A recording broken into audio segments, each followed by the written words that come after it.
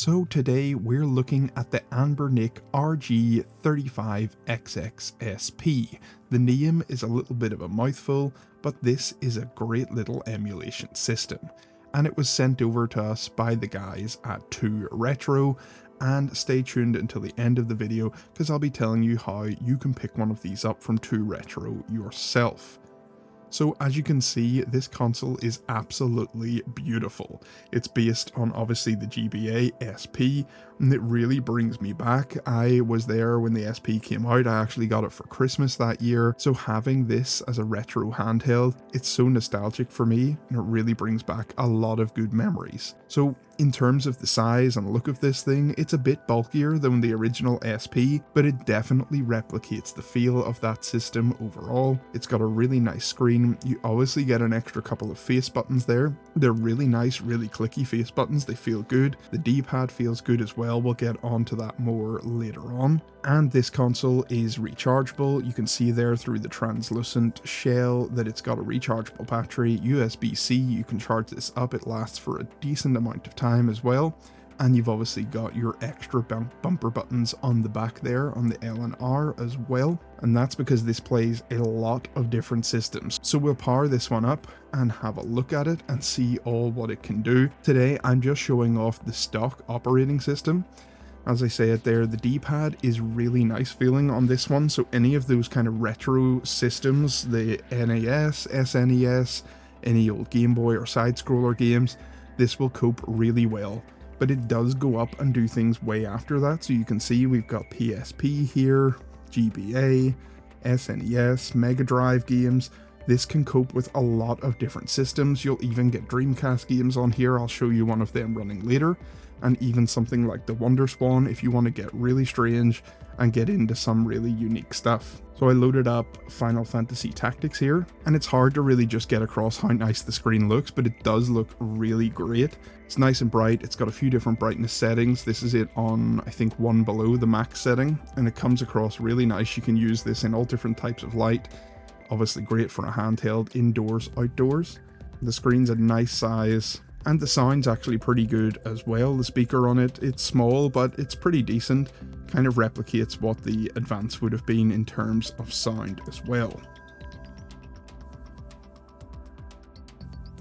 Next up, I'm showing off an old Spider-Man game on this. So yes, you can play Spider-Man on this. It's not just the PlayStation 5, but I'm just trying to show you the kind of breadth of what this can do. It's not just 2D side-scrollers or old Game Boy Advance games. This can run a lot of different things. In terms of the hinge on it's really nice. I've had no problems with it at all. I think a few of these near launch, I'd heard a few people had some issues with the hinge, but I've had no such issues at all.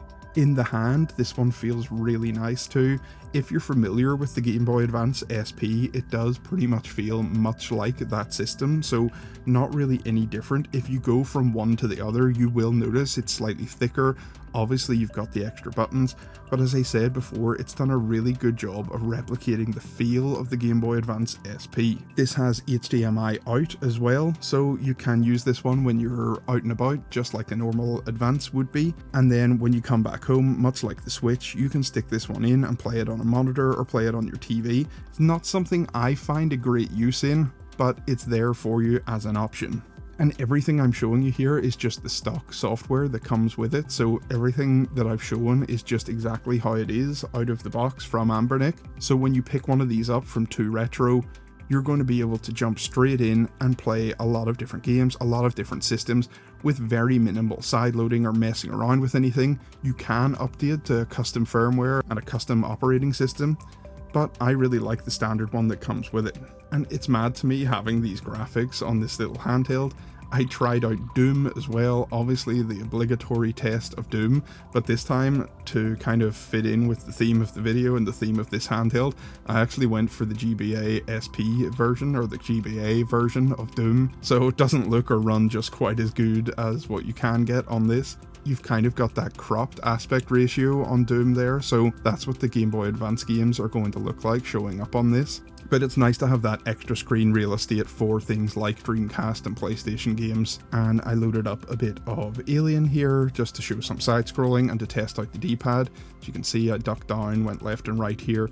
Everything works fine. There's no real errors with the input or anything.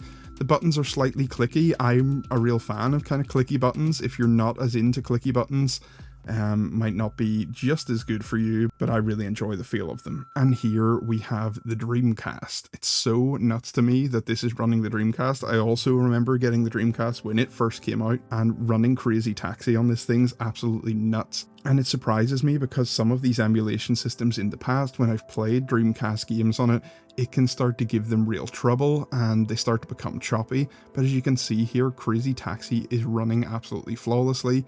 It looks really good, it runs well, no real issues at all. So in conclusion, I want to thank ToRetro for sending this one over to me. I've left a link, as I promised, in the description below. You can pick up one of these from ToRetro for a really great price. If you're a fan of the SP or you want to check out some old retro systems, this is a great way to do that. And for anything else, gaming related or Nintendo related specifically, check out some of the other videos on my channel.